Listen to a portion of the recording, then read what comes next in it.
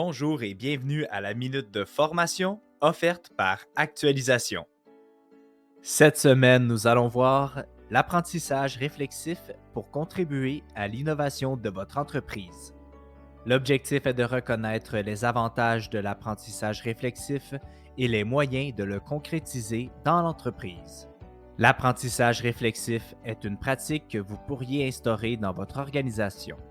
Elle est utilisée en formation et consiste à donner du sens aux faits à partir de réflexions.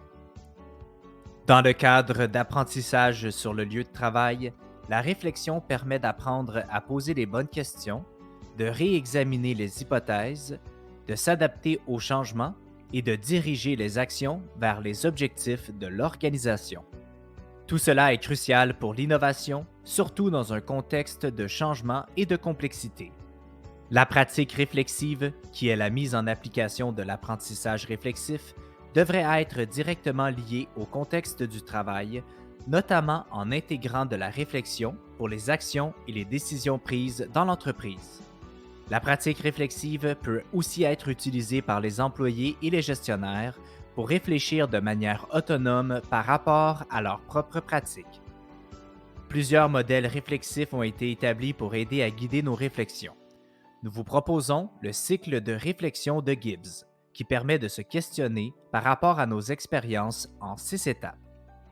Les 6 étapes sont décrire une expérience donnée qui suscite de la réflexion, se rendre compte des émotions et des pensées, donner une valeur positive ou négative à cette expérience, analyser la situation pour lui donner un sens, faire un retour sur les apprentissages et ce qui aurait pu être différent, et établir un plan d'action pour mieux gérer des expériences similaires.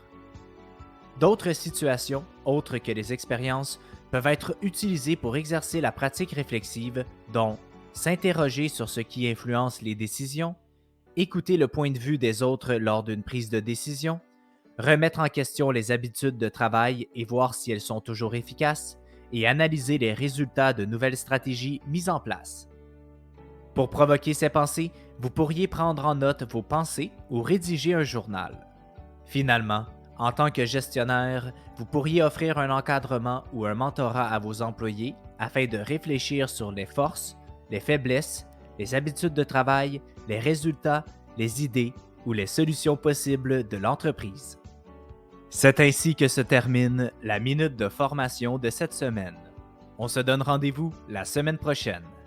Rejoignez-nous sur notre site internet au www.actualisation.com ou contactez-nous au 1-877-688-0101.